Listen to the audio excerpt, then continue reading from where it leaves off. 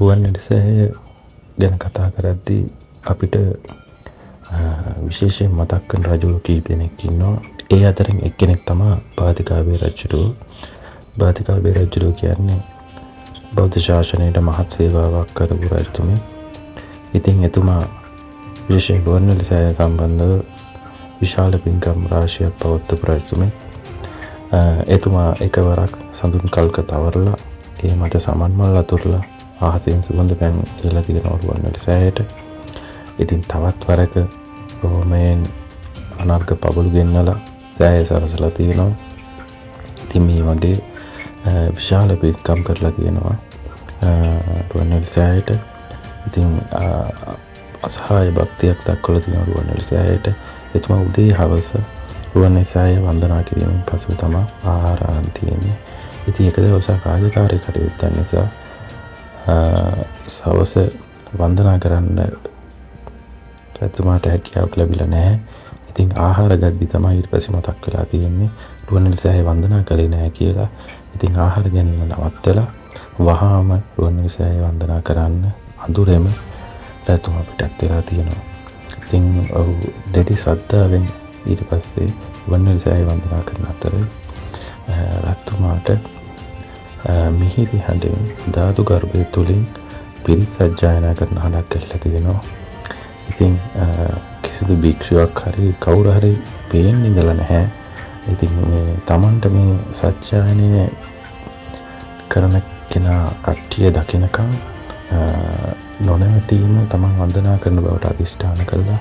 රජතුමා දිගටම වන්දනා කළා තියෙනවා. ඉතින් මේක දැකලා සප්‍රදේවතුමාගේ ආසනය වෙලා තියෙනවා. ඉතින් ඔහු තවතිසා දෙව්ලොවෙන් ඇවිල්ලා ධාතු ගර්භය තුල පිරිත් සජ්ජායනා කරමින් සිටි මහරහතන් වහන්සේලාට මේ ගැන දන්වලා තියෙනවා. ඉතින් එක් ඇති බල සම්පන්න මහරහතන් වහන්සේ කෙනෙක් නමක් ධාතු ගර්භයෙන් පිටතට පැමිණ පාතිකාවේ රජතුමාගේ අතින් අල්ලගෙන ධාතු ගර්භය තුලට කැඳවගෙන ගිහිල්ලා තියෙනවා. ඉතින් ධාතු ගර්භය තුලදී බුදුන් වහන්සේගේ බුද්ධ චරිතය සම්බන්ධ සිදුවීම් ඒ වගේම ධාතු ගර්භය ඇතුළත තිබෙන ආශ්චර්යවත් දේවල් බොහෝ දේවල් රජතුමාට දකින්න ලැබුණ තියෙනවා. ඉතින් සලපති මළුවට නැවතත් ආවට පස්සේ රජතුමා ඊළඟ දවස්වල ධාතු ගර්භය ආකෘති හදලා ඒවා Taman දුටු දේවල් සාමාන්‍ය ජනතාවටද දකින්න සලස්සලා තියෙනවා. ඉතින් ඊට පස්සේ රුවන්වැලිසෑයට ඉතිහාසය කරපු විශාලම මල් පූජාවක් කරලා තියෙන පාතිකාවේ රජුට තමයි ප්‍රථම වරට විශාල චෛත්‍ය මල් වලින් පුරවලා මල් වලින් ඔටුන්නක් වගේ හදලා තිසාවේ වතුර ගෙනල්ලා ඒ වතුර ශිල්පීගේ දැනුම පාවිච්චි කරලා ජල විදුලි යන්ත්‍රයක් නිර්මාණය කරලා වතුර මල් වලින් ජලය විදින විදියට සකස් කරලා ඒ වගේ පූජා පවත්වලා තියෙනවා. ඉතින් මේ වගේ රුවන්වැලිසෑය ගැන තාම භක්තියෙන් පසුවන රජතුමෙක් තමයි පාතිකාවේ රජුරුව.